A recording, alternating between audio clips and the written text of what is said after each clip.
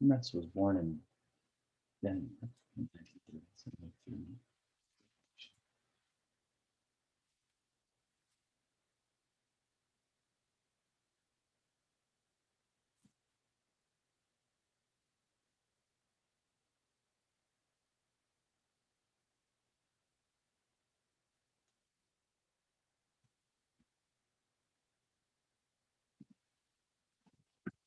Mr. Voldy?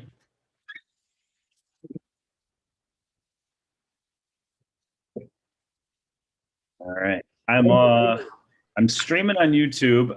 I don't know how good it's going to be. I'm going to share that link to the staff or to the department chairs, and if they want to send it out, they can. Okay. 2 minutes. I just don't want to do it too early because people will click on it and then just see me fussing around. Fair enough. No problem at all. Yeah, I will see how this all works out. Awesome. Okay. Now, I was just going to ask, so when he joins in, then are you able to make him a participant? Is that how it works? Yeah, so I can make him a panelist. Or a panelist, that's it. I think I click on attendees. I can make him a panelist, which then makes him a co-host. Okay. And then I'm also gonna add Dana as a panelist. Is there a way to for me to set what if I share a screen, everyone will see his presentation, but then if he's the speaker, they'll all see him too. Yeah. Just make sure that they can see him. I'm not sure. Let me see. So what I'm thinking what you're going to do is once the screen is shared, what you want to do is if you hover over my picture, you'll see those 3 dots and it says spotlight for everyone. Okay. What that will do then is that it will make me or the speaker as the primary focus of the video feed. So if the presentation's going, it will show the presentation and it'll show his face to anyone that's watching. It kind of pins it on their screen so that they have to see it. Okay. So, yeah, so that's what we do sometimes with our professional developments and stuff like that. All right, sounds good. So we'll give that a try. When he gets in here, if you want to see it, so I'll share the screen, see his name, and then I'll pin him in or spotlight him. Okay. And then so if I speak, would I just change the pin? I would say so you could you can toggle who's on spotlight. You can spotlight more than one person also, so it'd put both of you guys up there if you want to leave it that way. Or okay. If you wanted to alternate, you would just take the spotlight off of him and then spotlight yourself. Maybe I'll do that to start. I can spotlight me. Let's just do that now. I could spotlight for everyone. So everyone's just going to see me. Yeah. But I could still change my view, right? Yeah, I think I can. Yes, you can change your view. Okay, so it says, okay, remove spotlight. So I can also spotlight you. Let's see. Yep. So then everyone would see both of us. Okay. So did your screen just change now where it showed both of us side by side? It did. Okay. So I'm just trying to go to the gallery so I can see it all. Yeah. Okay, so that should work. All right. Cool. Sounds good. He'll probably be joining pretty soon. Hopefully he's able to get in here. Yeah. Well, you know what? I was talking about it a little bit earlier. I know Tony was just make sure that he can get in since he doesn't have a D211 login, but yeah, I don't know how that'll work.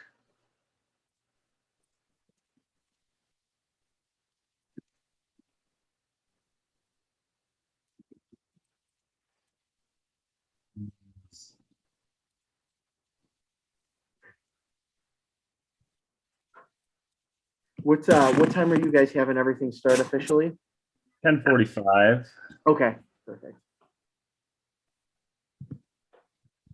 I'm just gonna go shut my door. Okay, I'm gonna email Steen.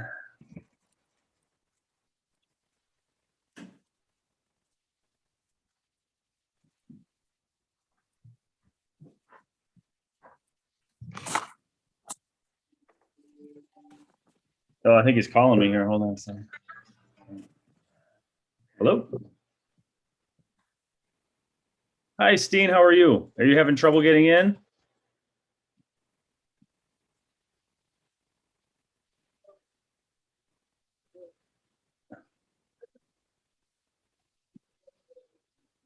Yeah, try the join webinar, and then we'll see if it gets you in here.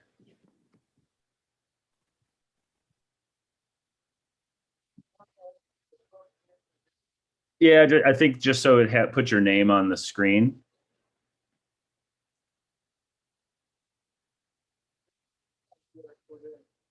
You can try any email you want. You can use your email address. If it's not going to work, I'll see if I can just give you my email address, and then that'll probably get you in as well.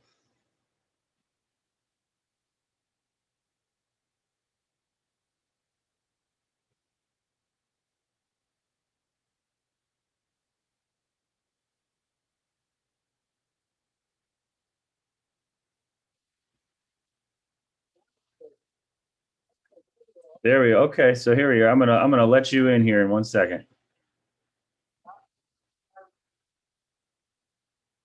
All right, there you go. Perfect. Thank you.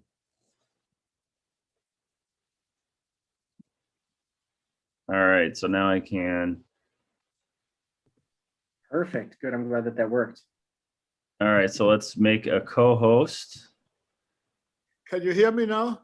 I can hear you, Steen. If you could go to the video icon, I think it'll allow you, like the little camera, it should allow you to turn your camera on.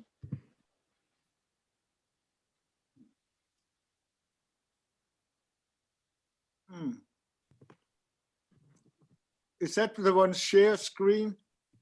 No, it should be to your left. It'll say, I think it says, should say start video, and it has like a red line through it.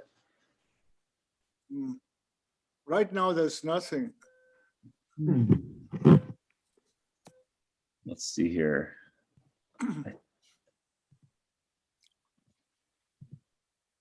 Let's see if we can get you on. So there should be, on the bottom left, Steen, of your screen should be a camera icon. And if that's not showing up,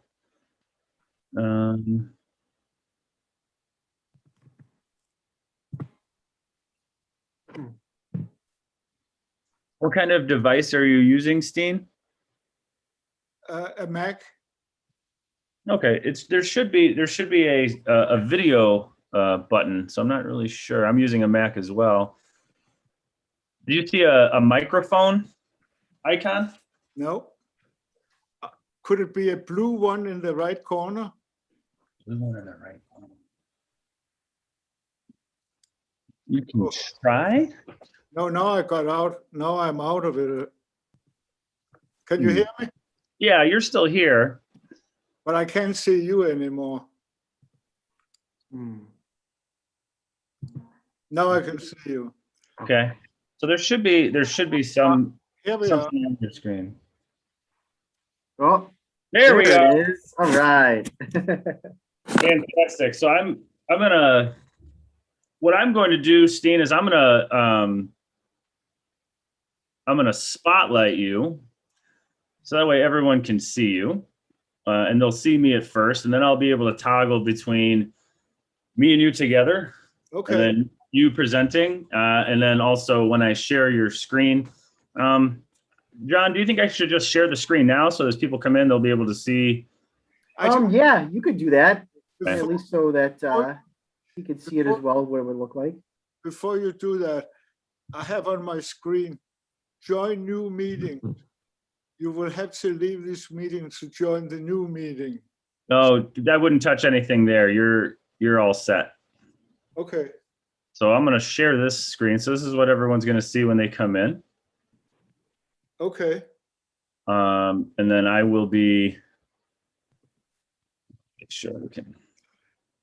It still says you will have to leave this meeting to join the new meeting, but I don't have to worry about that. No. Yeah. Are you able to click? Is there a button that says like cancel or no? You could probably just click on that. There's one that says cancel, and there's one that says leave and join. I would just hit cancel, and then that pop-up should go away. It went away. Perfect. All right, so now I've lost. There we go. I've lost my ability to see anybody. Let's see here. So that makes it difficult. There we go. Fantastic. So what we'll do is at about 10:45, students will start joining. Okay. And then we already have you'll see that we'll have a number of attendees. And so I'll address them and I'll introduce you to everybody. But they can right now see the screen that you presented. You should probably be able to see it too. Yeah, I can, and they can see me also. They should be able to see you. Can you see? This is probably a little bit. Is this better? Well, it's fine. I mean, if you want to, you can talk directly into your camera if you want, but it's up to you how you want to address it. But we'll do an introduction for you, and then we'll allow you to talk, and then I'll explain to all the students and staff members that you'll be taking questions as well. So as you're presenting, you're not going to see everybody. No. So that's just the way that this will work. So there won't be any distractions for you, but feel free to talk to me and tell me when to move the screen along, and I will do that for you. I'm used to doing it, so that'll be Perfect. I did get my Danish flag up for you. I saw that. I think that's terrific. My family's from Samso. Who's from Samso? My family, like they're the Grunfelds of Samso Island. So. Oh. So there's so we got that going for us. That's a lot as far as I'm concerned. Yeah. So yeah, my kids like to march around and talk about how they're Danish, although the exact percentage of their Danish ancestry might be a little muddled at this point, but certainly there. So what's the time limit? Well, so the class will start at 10:45, and we have until 11:45. Okay. But we have 15 minutes beyond that we can basically use if there's more questions. Yeah, I have to run about 11:45, 11:50 because I have another engagement, not a Holocaust presentation, but something else going on. Absolutely. So when you're ready to wrap up, you just let us all know. Okay. And that'll be it. So if you do want to leave time for questions, is there a time you want me to let you know that? No, okay. I'll try.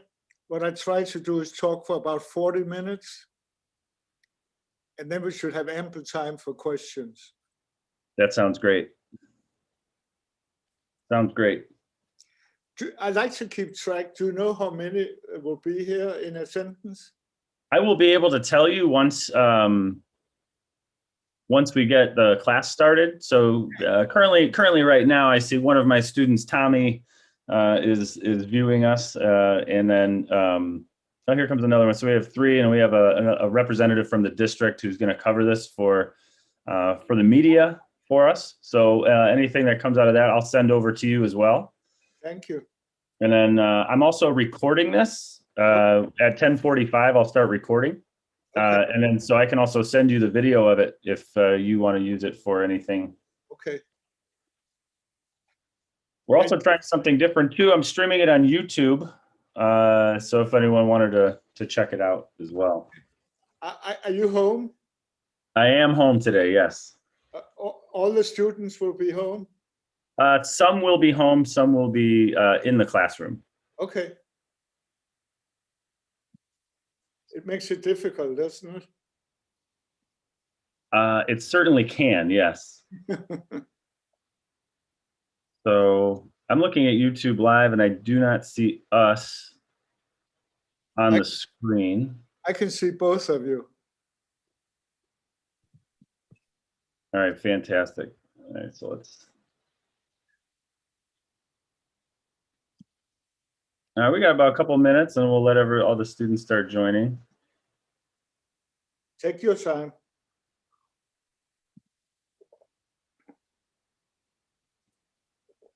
So what grade are they?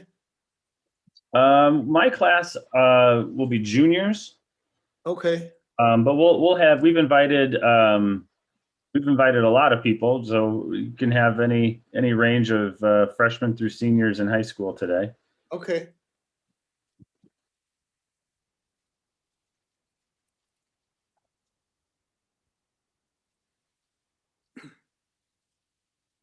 When you can't do it in person, this is terrific. I'm glad we were able to get you in here today. Yeah. It's the second best. All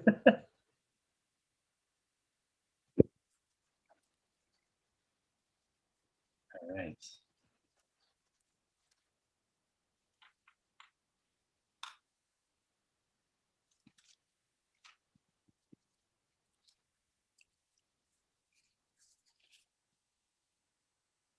All right, so I know that I'm sharing my screen, and so those that might be watching on YouTube are seeing my screen. I don't think that they can actually see us pinned on here.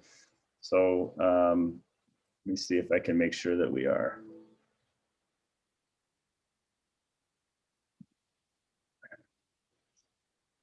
All right, Mr. Volgi, I think we're all set. So I'm going to remove you from the spotlight. All right, perfect. I do have to go work through a couple room situations upstairs. So are you guys okay? And then I'll pop back on in a little bit, make sure everything's going smooth. Yeah, we are. I'm going to promote Mrs. Batterton to be a panelist here too. Perfect. All right, thank you. Thanks, Mr. Volgi. Anytime. Thank you. All right. Good morning, Mrs. Batterton.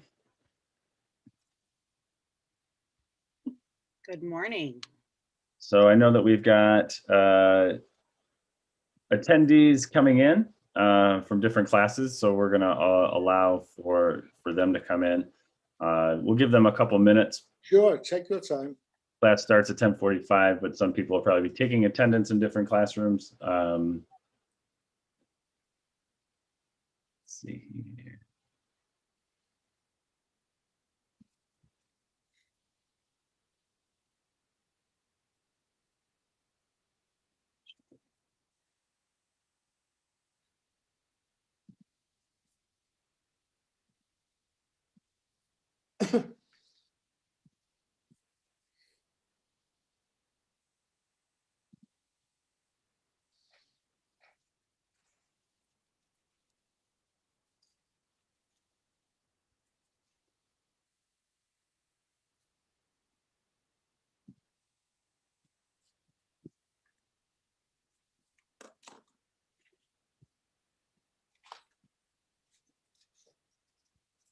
All right, so I think we're going to start getting more and more people popping in here, which is fantastic.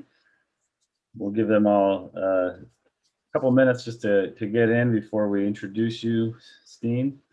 Okay.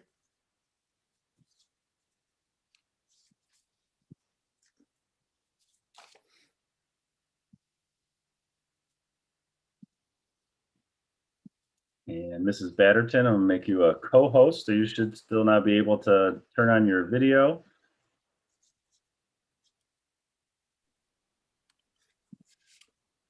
Yep, sounds good. And I'm just going to send a quick note to everyone else here.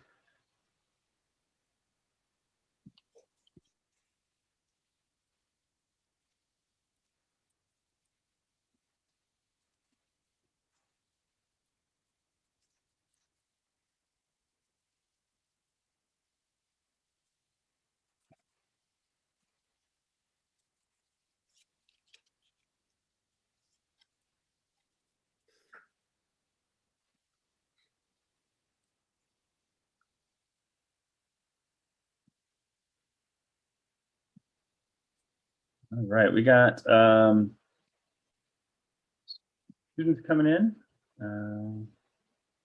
All right, I'm getting notifications that the YouTube link is working. That's great. I just updated everyone with an email about the webinar, so I am going to get things started here in a second, Mr. Metz, and then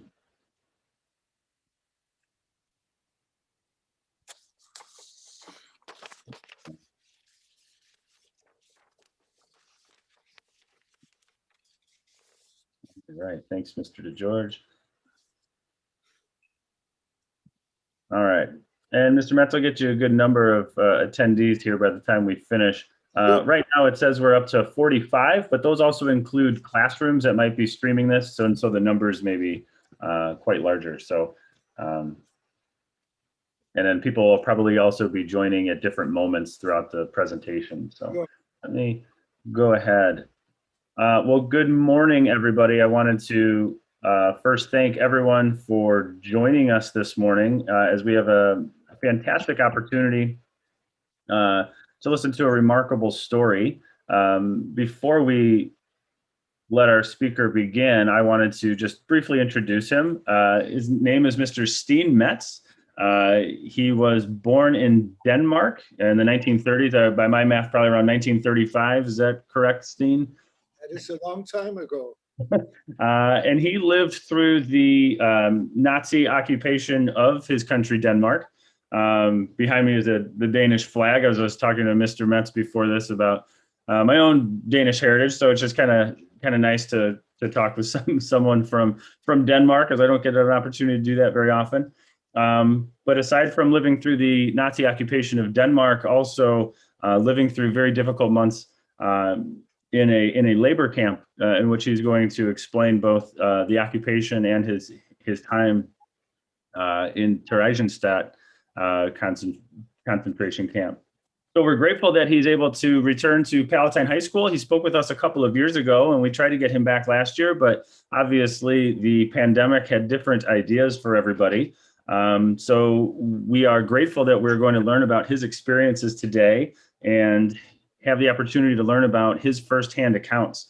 There will be an opportunity to ask questions. If you all see in your on your screen, there is a Q&A opportunity. So if you do have a question throughout the presentation, feel free to put that question into there, and I'll be able to relay those questions to Mr. Metz as he will permit time for answering questions as well.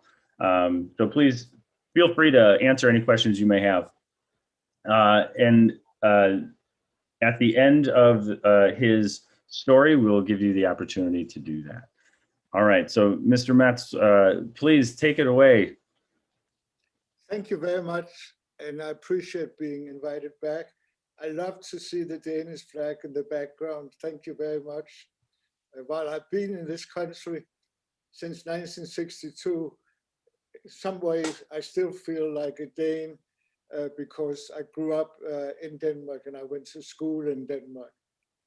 Today, I'm going to share my personal experiences in a camp, in a concentration camp with you. I want to start off by saying I'm very, very lucky and thankful for being here today. The camp I was in had about 15,000 children.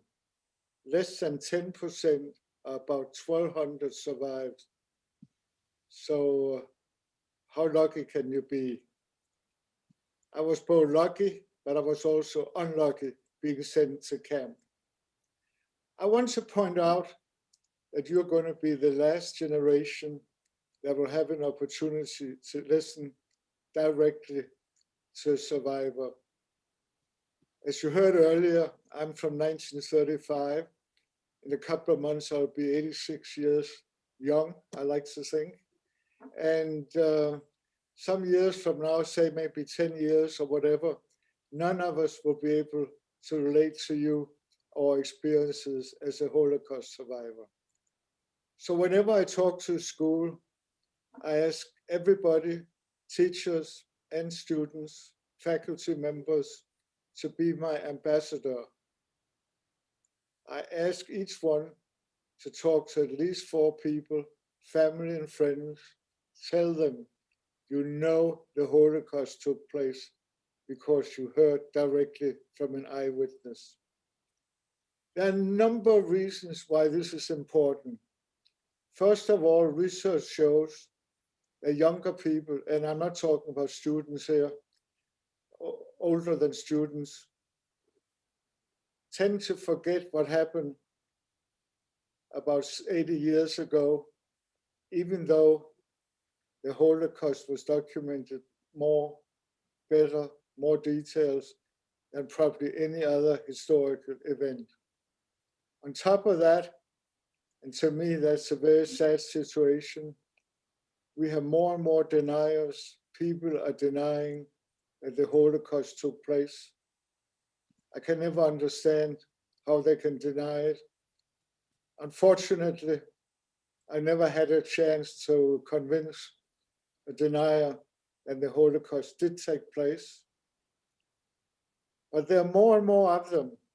And I think the only way we can change that is by education, education, education, and you talking to as many people as possible about the Holocaust. If I may have the first slide. On that slide, you see a book, the cover of the book that I wrote. It was updated about 2 years ago. The title is A Danish Boy in Theresienstadt. That's the camp I was in. Theresienstadt is the German version. Tersen would be the Czech version. It was located. It was then the Czechoslovakia. Today it is the Czech Republic. Reflections of a Holocaust survivor. There's only one reason why I wrote the book. I wanted to make sure that future generations would never forget that the Holocaust took place. If I may have the next slide. I'm showing a map of Denmark, and your teacher's family is from a place called Samsø, and maybe you can see it. It's just in the middle. It's an island in the middle of the country. I want to go back a long time. April the 9th, 1940, excuse me. I was 5 years old, but I still remember what happened. That evil man, Hitler, you couldn't trust him. He invaded Denmark and 20 other countries in Europe at different times. Denmark, he invaded by land. You can see how we border to Germany on the south. By sea, and we're surrounded by sea and air. It was totally unexpected as far as the Danish were concerned. Denmark had signed a non-aggression pact with Germany, like many other countries, so they figured they were going to continue to be neutral during the Holocaust. Little did they know how evil Hitler really was. It was a short battle, a few hours. No way could the Danish armed forces compete with the big war machine from Germany. And as a result, Denmark surrendered after a few hours. I'm not going to take sides or position on whether that was a good or a bad idea. I'll let history judge that, but I will say that it probably saved thousands of lives. I was born and raised in a town called Odense, or Odense, you may say, with a red frame, just about in the middle of the country. When I look back, I'm amazed. And I didn't realize it at the time because I was so young and didn't really understand what was going on, except I saw those soldiers in what I call ugly green uniforms walking up and down the streets. As a young boy, I tried to avoid them whenever I could. But why were things different in Denmark the first 3 years? A couple of reasons. And what I mean was different, was almost, and I want to emphasize the word almost, normal. but it was certainly normal compared to many other occupied countries. As an example, I was able to continue to go to public school. This would not have been possible if I lived in the Netherlands or Poland. My father, an attorney, was able to continue to practice law. At that time, we had about 8,000 Jewish people, most of them living in the northeast around the capital of Copenhagen, out of a total population of 4.5 million, a very small ratio compared to many other countries. Consequently, Hitler didn't want to employ any more resources to Denmark than he had to. He was busy on so many different fronts, especially Soviet. That was one of the reasons why conditions were relatively normal, with emphasis on relative. Another, and that might be the primary reason, we used to export a number of food products to Great Britain. Now they were directed to be shipped down to Germany to feed the people in Germany, and we also fed the troops in Denmark. As a matter of fact, I read a book recently, and some of the Nazi soldiers loved being in Denmark because they got better food, better meals than in other places in Europe. So those were the two primary reasons for conditions being relatively normal. The King of Denmark, on the next slide, please, King Christian X, he was in his early 70s, and he would be riding his horse every morning. You can see this picture was taken in 1940. He was a big supporter of the Danish Jews. He hated the Nazis. If you look at the picture, two Nazi soldiers saluting the king. The king is looking straight forward. He doesn't want to have anything to do with the soldiers. Not only was the king able to continue to rule, and it was amazing that he and the queen stayed behind. In most other countries, royalty would escape to either Great Britain and Canada. The government was also able to continue to govern with some restrictions. As an example, they couldn't employ any Jewish people.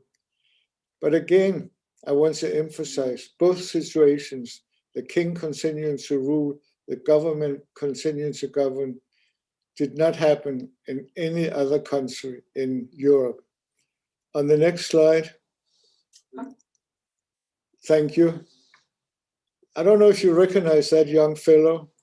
The picture was taken in 1943, the summer of 43.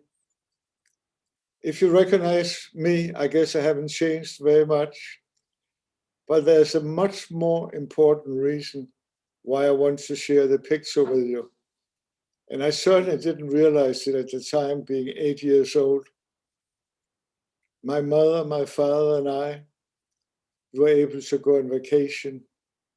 When I think back, how were we able to go on vacation, enjoying ourselves while the German troops was standing at just about every street corner? It's still hard for me to understand. Unfortunately, things changed dramatically in the fall of 1943. Is it possible to go back to the map, a few slides back? Thank you, that's terrific. What happened? Young people, upperclassmen in high school, students from colleges and universities, they were not happy that Denmark had surrendered so easily as far as they were concerned. So they formed resistance groups in just about every town you see on the map. One of the most famous one was the Churchill group, which started in my hometown in Odense. They were able to get weapons from our neighbors to the east, Sweden. You can see Sweden with a creamy color. Somehow Sweden managed to remain neutral. We also got weapons from our great allies from Great Britain They would parachute them down at night, and the young people would go out and pick them up. Their main purpose was to prevent food products and other products manufactured in Denmark to reach Germany. They bombed factories, they bombed rails. In summary, they made life difficult for the commandant in Denmark. It's amazing they were so successful. It's a very risky operation. Many of them lost their lives. Some of them were shot, but they were truly what I refer to as upstanders. They were courageous. They stood up for what they thought were right.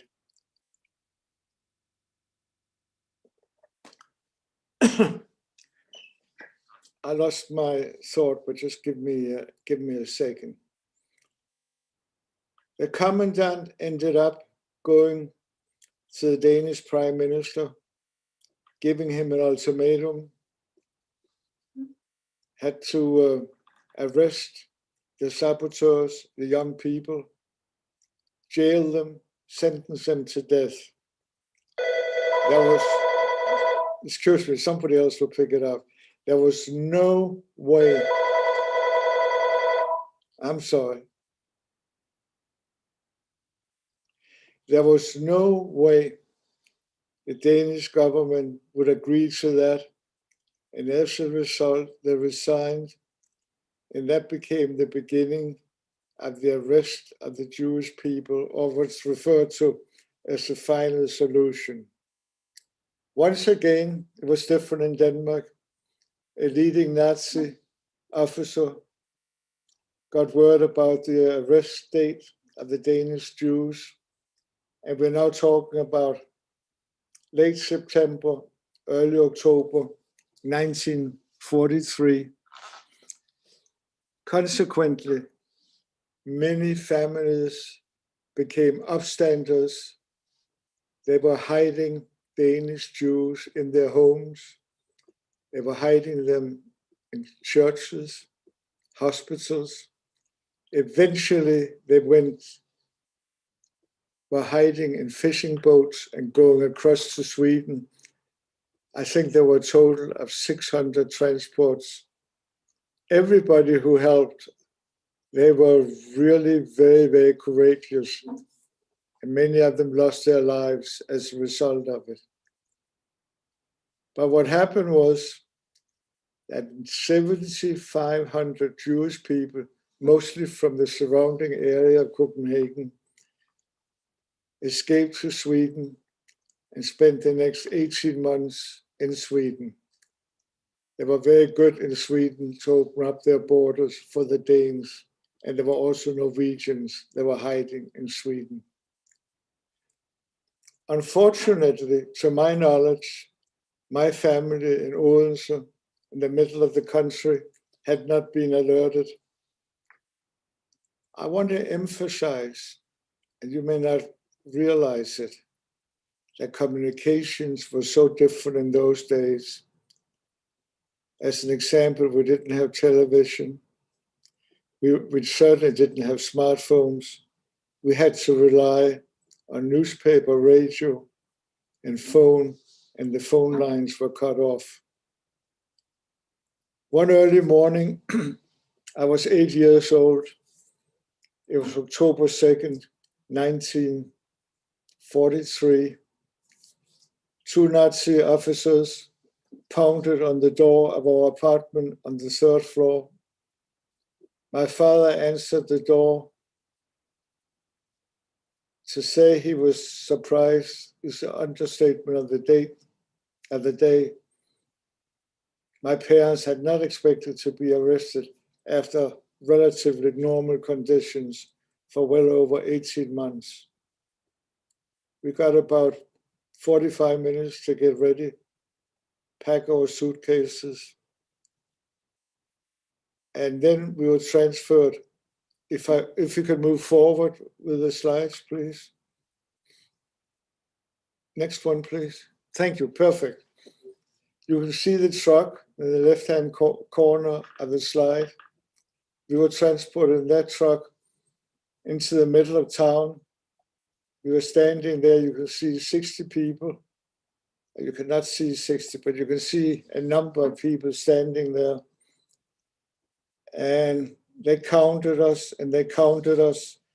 They were shouting, they were screaming. I can never understand how it can take such a long time to count to 60. Later on, it was back in the truck. It was very cramped. And then on the next slide, you'll see a cattle car. The cattle car we were transported in was very similar to the one in front of you. Can you imagine spending more than 3 days, 3 nights in complete uncertainty, not knowing what was going to happen, where were we going to end up? It was completely dark in the cattle car. No windows, no doors except one door on the side. It was locked. It was impossible to escape. It was completely dark. There was no light inside, no chairs, no blankets, and I can go on and on. It was so cramped that the adults had to alternate between standing and sitting for well over 3 days and 3 nights, while there were 4 children about my age, and we were able to lie down. I couldn't understand what was going on. My parents tried to explain it to their 8-year-old boy. Why was I here? My cousin wasn't here. My neighbor wasn't here. I couldn't quite understand what was going on. I can still see the frightened faces in front of me, and you can imagine how I felt, especially not understanding what was going on. We had nothing to eat, no food, no water. We brought some snacks and sandwiches ourselves, and we tried to share that among the group in the cattle car. The smell was getting worse and worse. There were no bathroom facilities. We had to use buckets in the corner. We made one stop, got some fresh air, got back, and some water, got back in. And later on the next slide, you will see us arriving in Tersen, a distance of 550 miles from Denmark. Tersen, located at that time, it was called Czechoslovakia. Today it is the Czech Republic. On the next slide, you'll see the train station on the left. And you'll see the Jewish people walking. We had to walk about 1.5 miles from the train station into camp. At that time, there was no train station in Tersen. As soon as we arrived, we were ordered to empty our pockets. They took our money, valuables, they checked our luggage, whatever they could find of value, they took. It's hard to imagine how cruel people can be, but the German officers who arrested us and everybody else encouraged everybody, make sure you bring money, you'll be able to spend it later on. We were then split, women, men, children, seniors, into 4 different groups. Most children were staying in dormitory. As far as the Germans were concerned, you were a child if you were 15 years or younger. I can never understand how my mother was able to persuade the authorities that I should stay with her. As I mentioned earlier, I was 8 years old. And on the next picture, you'll see the loft, very similar, an illustration, and very similar to where my mother and I spent 18 long, long months. My father would have been staying in a similar loft, whereas the children would be spending time in dormitories. We slept on bunk beds. It was very hot in the summer, cold in the winter. I would wake up during the night, especially in the summer, scratching myself. My mother tried to explain to me about bed bugs and fleas. I hadn't heard about those things before. I think there might have been about 80 to 90 people in the loft. Everybody considered an adult, 16 years or older, had to do slave labor. That included both of my parents. My father, I mentioned, was a lawyer. He was used to litigation in the courthouse, working in an office. Unfortunately, he was exposed to some very, very heavy road work, which he wasn't used to. It was early in the winter. It was very cold. My mother told me that he lost about 50% of his body weight. We got very little food, and I'll cover that in a little while. A younger man in the same group told us later on how my father was physically abused and kicked, whipped, when he didn't perform up to the German standards with the road work. He also wore an overcoat during the winter months to protect himself. An officer came over and literally tore the coat off his shoulder and said, "You don't work with an overcoat."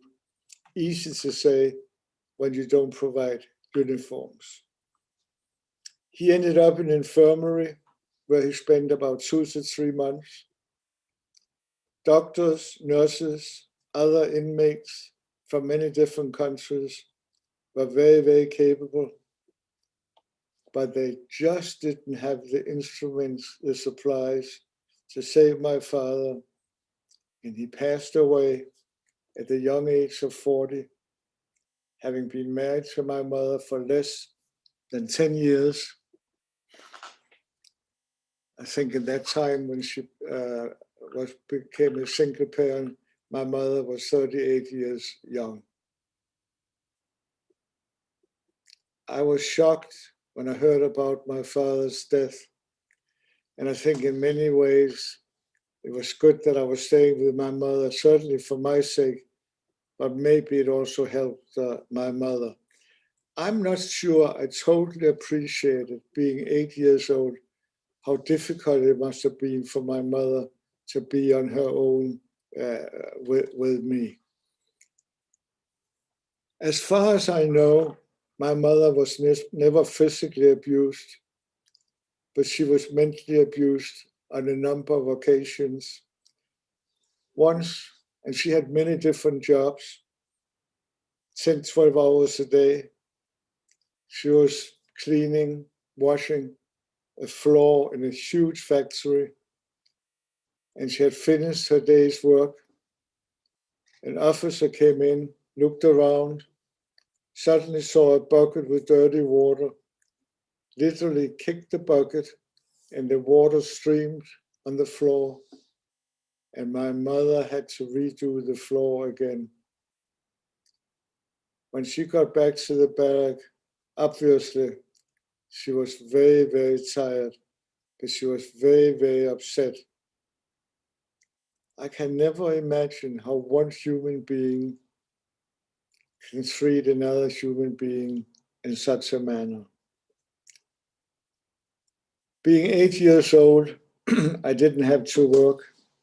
My mother thought it would be a good idea to do some voluntary work. Time would pass faster. Not much you can do at that age. I became a messenger. I took documents, I took messages from one German office to the other. And I still remember trying to get in and out as fast as I could. They never spoke to me. I never spoke to them because I couldn't understand German and they couldn't understand Danish. They never touched me. They never harmed me. but they looked very, very intimidating with their guns. I worked for a couple of hours in the morning and again in the afternoon. One afternoon, being on my way back to the barracks, I passed the kitchen. I saw a big sack of raw potatoes, helped myself, I guess technically stealing, put one raw potato in each pocket, brought it home to my mother. I still remember how I looked around when I took the potatoes to make sure nobody saw me. I cannot imagine what would have happened if they had caught me. My mother and I needed all the help we could get, including the raw potatoes, which I did from time to time, stealing them, I mean, because we got very, very meager portions to eat. At breakfast, we would get substitute coffee, more hot water with substitute coffee, about half a loaf of bread with some margarine to a whole family, and we had to share it and had a whole week, was a whole week's a meal. On the next slide, please, you'll see us lining up. We were lining up for food at lunch. I refer to it as the soup kitchen. Seemed to me that we got potato soup just about every day. A very generous description because it consisted of boiled water with potato peel. And we tried to get to the bottom of the kettle so at least we could get some nourishment.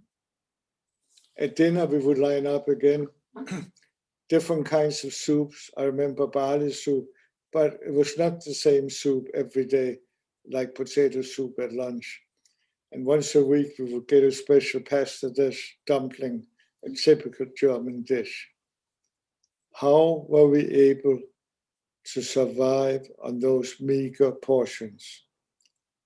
35,000 inmates passed away, like my father, most of them from starvation. I may add that on my father's death certificate, they listed the reason for his death, pneumonia. They didn't want to tell the world that he died of starvation. So I believe the only reason I'm here today is the fact that we started getting packages after 6 months.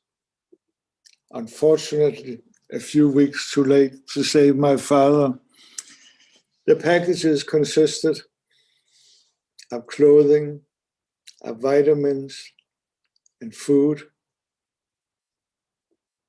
All nations were entitled to packages. We probably got more than any other nation because of the tremendous support system we had in Denmark, Christian friends, and with the Jewish people that had escaped to Sweden. One day, my mother is opening a package and she doesn't understand why it's so heavy. She opens it up, no food, no clothing, no vitamins. Would you believe that the guards had replaced the good stuff and put stones in the package? That's why it was so heavy. How can anybody get satisfaction out of treating another person that way? I can never understand it. So, I want to give you another example of life in camp. I was a growing boy. I was 9 years old. And I wore my shoes. I couldn't wear them anymore. I had outgrown them. No department stores where my mother could get shoes. So what did she do? She bartered with a Czech lady. The Czech lady got some Danish food. My mother got a pair of used shoes. They fitted me, and I was able to use them the rest of the time in camp. Being 9 years old at the time, I didn't realize or understood how valuable food was. Later on, I was told if you had food, you could get just about anything you desired. I'm often asked, what did I do when I wasn't lining up for food, working as a messenger? I spent time with other children. We played. We were all in the same boat. The adults were trying to bond with other adults, and the children were playing with each other. I especially liked playing soccer with some Czech children. We didn't have a real soccer ball. The mothers had taken some old clothes, tied them together, and we would kick it around on a gravel field. That was probably the only time I almost felt like a free person, forgetting, like a 9-year-old boy should, forgetting that I was a prisoner, forgetting that there was brick walls around the camp. And I had a great time. Then one day, the Czech children didn't show up. I went back later on that afternoon or early evening, told my mother about it. She said, don't worry, I'm sure the children will be back.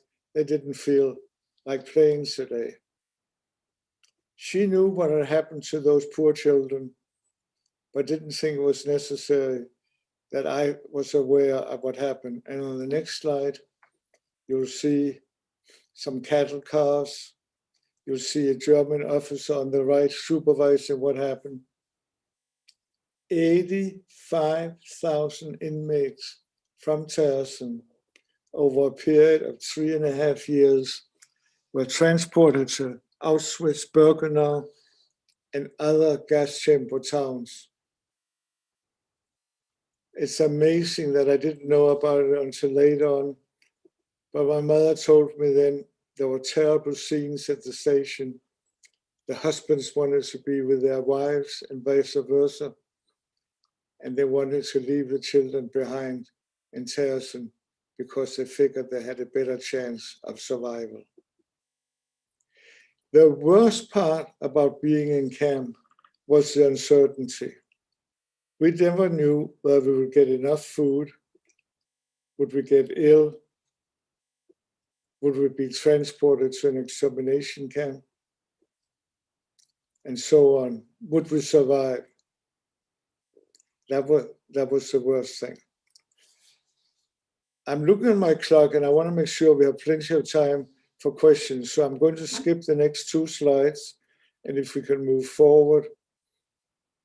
One more, please. I call this happier times. Excuse me. On April the 15th, 1945, 18 long months after we arrived in camp, we were liberated by the white buses. You can see the Swedish flags on the side, the Red Cross logo. Sweden, as I mentioned earlier, was a neutral country. The buses were manned by Danish and Swedish drivers. I think there were probably a convoy of about 20. We couldn't believe it when we saw the buses, couldn't get into them fast enough. It was a miracle that they were able to drive through Germany. The war was still going on, and we were able to drive back through Germany. There was heavy bombardment.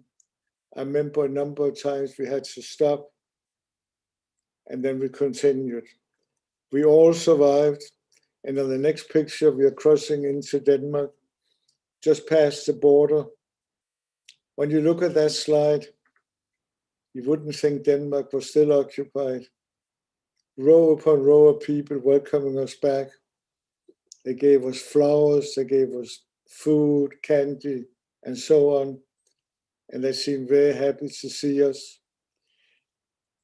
This was April the 17th or 18th, we were in Denmark, a few short weeks away from total liberation and surrender by the Germans. But we didn't know that at the time. We didn't know what's going on. We didn't know about the other camps. We didn't know about the Allies defeating the Germans. In short, we didn't know what was going on in the outside world. We were busy enough being self-centered, making sure that we would make it from one day to the other. We were not able to stay in Denmark. We went to Sweden. We got we were in quarantine in Sweden for about 8 days. They wanted to make sure that we didn't bring any illnesses into the country. Later on, we reconnected with my family. They were all living in Copenhagen and escaped to Sweden. It was wonderful to see them again. It had been a long, long time. I still remember my mother wanted to run over and embrace her mother, but she didn't have the strength. She didn't have the energy. It was a very sad sight.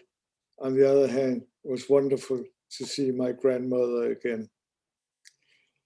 A few weeks later, on May the 5th, 1945, if we may have the next slide, I wanted to make sure that I also shared with you a Danish flag today.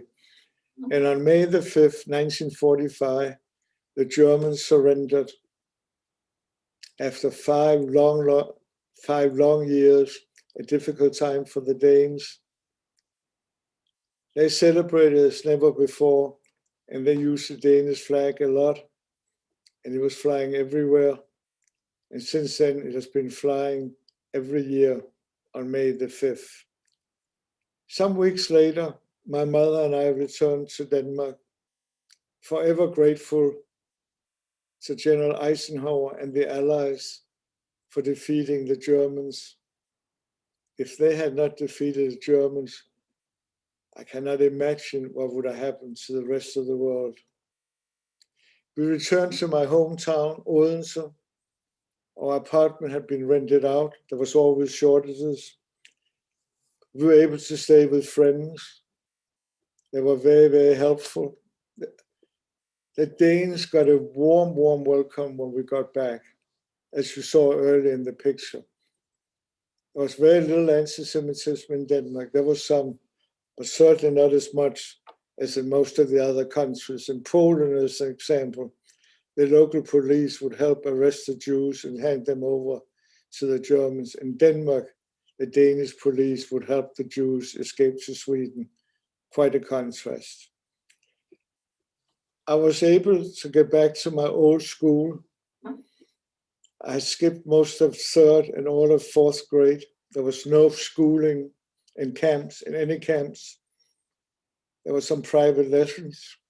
I got a private lesson from a teacher when I got back, and I was able to join my old schoolmates in 5th grade. Some years later, I graduated from high school, then from commercial college. Then I wanted to see part of the world, and I joined a Danish food company. I had special training in Denmark. Then I went to England, Canada, and eventually United States. I stayed with the company for a few more years. Then I joined some American companies, and I retired. And I spent the entire time until I retired in '99. Time flies when you're my age. I cannot imagine it's 22 years since I retired. And I started talking to students like yourselves, about 10 years ago. And since then, I've talked to over 85,000, mostly students. It's a passion of mine. It's so important that we spread the word to as many people as possible. And I know you will help spread the word. I just want to show you on the final slide, that's my website, if anybody is interested in more background information. And I think this is a good time to stop, and maybe we can start with questions and answers. Yeah, we do have a couple of questions that did come in. I'm not sure if the Q&A function is working. So if anyone wants, if you want to use the chat function, if you're watching, you can definitely use it. And I can see it that way. But the first question I got was, were any of the guards or soldiers lenient towards the prisoners that you would have witnessed? If they were kind towards the prisoners, I didn't meet any of them. I'm not saying they weren't. There might have been some of them. But if they had been kind to the prisoners, they could have risked their lives. They could have ended up in jail. They could have been shot or whatever. So from their perspective, it was very dangerous if they did that. Another question I got was, what is the most important thing for the students to take away from this discussion today? That's a great question, and I'm glad it came up. I think there are a number of things you can take away. One would be never give up hope. I remember my mother was asked by a lot of people, or quite a few, did she ever give up hope? And she said, no, couldn't afford to do that with a 9-year-old boy. There were people that gave up hope. They didn't make it. My mother was a very, very strong lady. A couple of other things we can take away. One being, and I think we can learn that from the way Hitler and his people treated the Jews and other minorities. Respect each other. Be kind to each other. There's too much hate going on in the world today. Doesn't mean we have to love each other, but certainly be kind and respect each other. And whenever, and this is one of my favorite phrases about upstanders, and I hope that one day the word upstanders will appear in Webster's dictionary. Stand up for what you feel is right, be courageous, and that's basically what I think you can take away. Thank you for the question. Next one was, who or what helped you most in the concentration camps? I think my mother. I think it helped me a great deal that I was able to stay with my mother. I think it would have been all right if I'd been in a dormitory with other children, but I would say my mother helped me more than anything.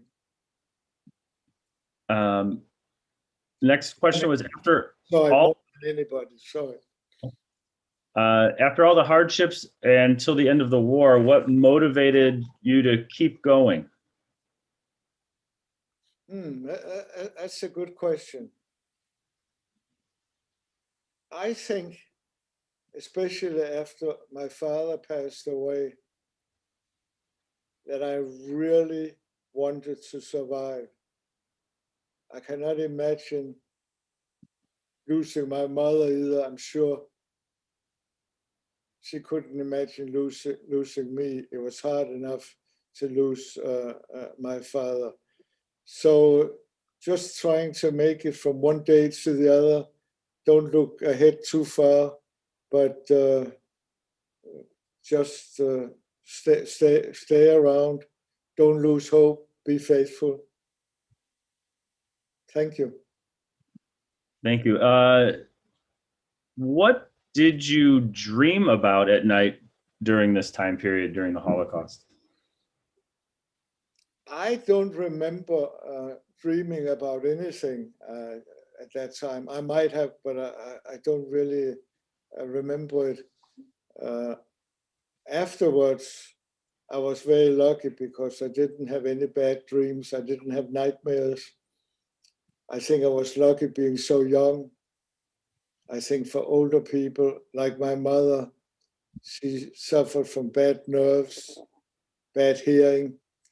There was a heavy bombardment going on, and she couldn't hear for about a week. Fortunately, part of her hearing returned.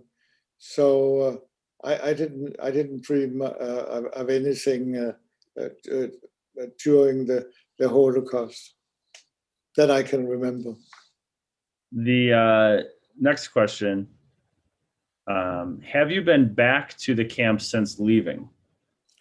I went back to the camp in 2009. I wanted to see it for myself as a free person. My wife joined me. She was very concerned that it would come back to me and I would suffer as a result.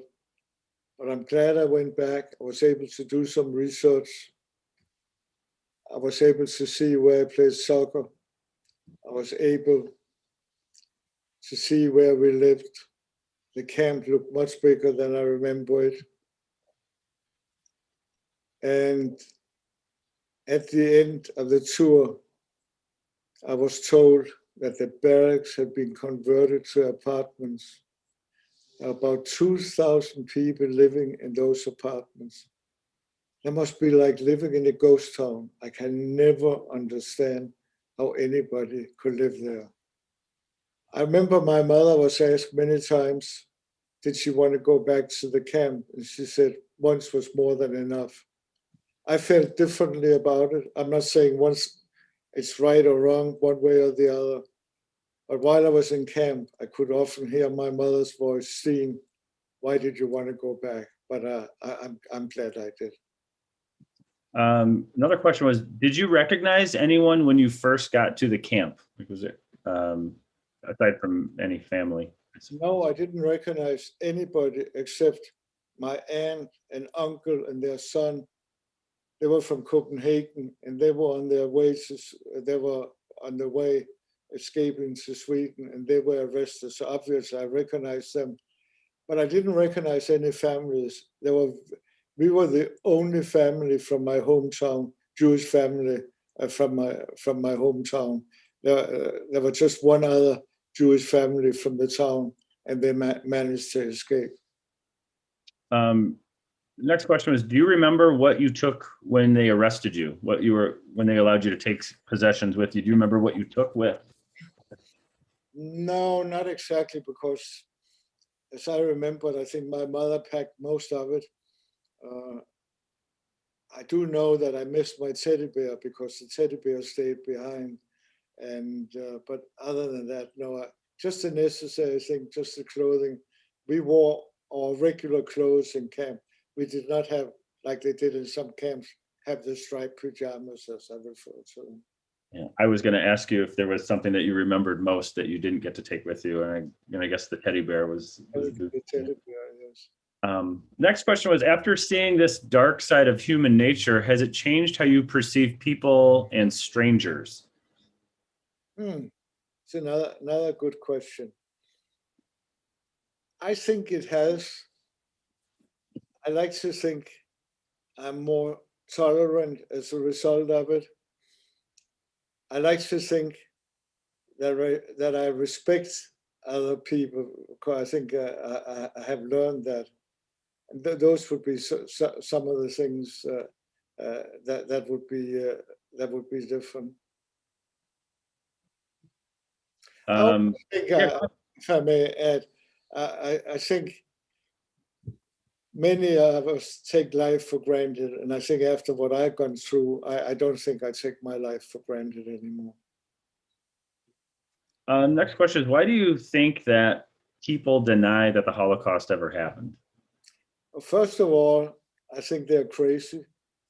Number two, many cases, it's a form of anti-Semitism. And there's unfortunately an increasing amount of anti-Semitism.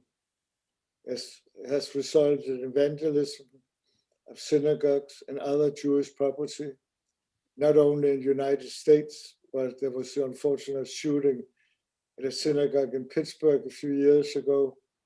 It has happened in Europe. It has happened in Paris, as an example, on a number of times. Was it hard to reunite the families together after everything ended? You mean my family? Yeah, I know it was difficult for most families in other camps, like in Poland and whatnot. But in your experience, I think what helped me a great deal was the fact that I was able to go back to my old school, and the same class that I would normally be in, so I had the same friends. I think that helped a great deal. The first few months was very hard because we used to be a nice little family of 3. Now we were only 2. But what helped a great deal, people were so helpful and understanding. And I remember when people would ask us what happened in camp, and obviously people wanted to know what went on. My mother would often say, please ask her. She didn't want me to be, she was shielding me. She didn't want me to be too involved in it. We have a lot of questions, and I know you only have a certain amount of time, but there are 2 questions that I've come across that I think that are interesting. So one was, since you were part of this horrific event at such a young age, how do you think it affected you in your teenage years or adulthood? I think I'm very lucky because you would think that it would have impacted me a great deal more. I might have had nightmares. I might have gotten bad nerves. But again, as I mentioned earlier, being so young, I think that helped me. What's strange is for a long time, and it's typical for many survivors, we didn't talk about it. I didn't talk that much to my mother about it. I talked some to obviously my wife knew about it. I talked some to my children. But I changed a great deal after I wrote my book. I had not intended to talk to students, but I started talking to an 8th grade class, including my grandson. And I got such satisfaction out of the students. They all asked good questions, great questions like today. Answering questions is my favorite part of the presentation. So I cannot imagine not starting to talk to students and go to my grave without it. And I'm very grateful for that. So I think I have changed over the years. Another question was, do you still experience instances of anti-Semitism today? I'm assuming this is not just witnessing, but like in your, I guess, personally. I have not personally experienced anti-Semitism, which is kind of surprising. But I've seen it in some towns. I heard about a teacher having a son playing with a neighbor, and when the neighbor found out that he was Jewish, he wasn't allowed to play anymore with the boy. It's a country club in Deerfield Highland Park. That's for Jewish people only, or for Christian, and then there's another one for Jewish people. So I'm well aware of it, and whether it's anti-Semitism or racism, it just doesn't have any place on this earth. Well, Steen, the class period is coming to an end, and so I don't know if you have time for 1 or 2 more questions, as some people are sticking around for the passing period. But if you need to get going, we understand. It is 11:45, 11:46 now. I'll take a couple of more questions, and then if they have more questions afterwards, if you want to forward them in my email to me, I'll be happy to answer. Fantastic. I can definitely do that and get those out to everybody. The next question was, do you ever experience survivor's guilt? Oh, that's another good question. That reminds me of a very similar question an 8th grader asked me 2 or 3 years ago. Do you feel guilty or lucky being alive today? Maybe I should feel guilty, but I don't. But I'm certainly very appreciative, and I feel very lucky being alive. Thank you. Another question was, how has technology helped you getting your story out there to others to hear? It helped me when I wrote my book. I cannot imagine writing the book without the use of a computer. And I think we all take for granted that we have a computer forever. You all grew up with a computer. I did not grow up with a computer. As a matter of fact, I retired in 1999. At that time, I didn't use a computer at work. It has helped a great deal during COVID-19. I love the personal contact when I'm out of the schools, but we're not able to do that. And now using Zoom, I talk to a number of students. In the next couple of months, I have several scheduled. I'm going to speak to a library. I wouldn't have been able to do that without the Zoom or similar video call technology. Well, yeah, well, we're certainly glad it's available to us today. Here's an interesting question. Did you happen to encounter or hear anyone planning to escape the camp while you were there? Yeah, there were some young people that tried to escape. Most of them were not successful. They had a big brick wall around it, barbed wire on top, watchtowers, and dogs at the bottom. So there were more people that tried to escape and they were shot than actually were successful. Another question we got was, have you ever talked with other Holocaust survivors? And if so, what were the parallels between those experiences? It's kind of a big question, but. We all have different experiences. If you listen to other survivors, it all depends on what camp you were in, what age you were, and your background. But I met 3 or 4 other survivors in the Chicago area from Theresienstadt, and we like to compare notes. Another one was maybe just one more, and then I have to go. Sure, absolutely. I'll go one more. Do you think the movies and books depict the concentration camps as they really were? Most of them do. Not all the descriptions. I think Schindler's List was accurate. I think Night, many students read the book Night by Elie Wiesel. Many of us will, yes. I think that's accurate. I think Anne Frank's diary, as an example, is accurate. So in total, I think they're quite accurate. Well, there were a couple questions we didn't get to. I'll be happy to email them to you, and then I can respond to the students with what your answers were.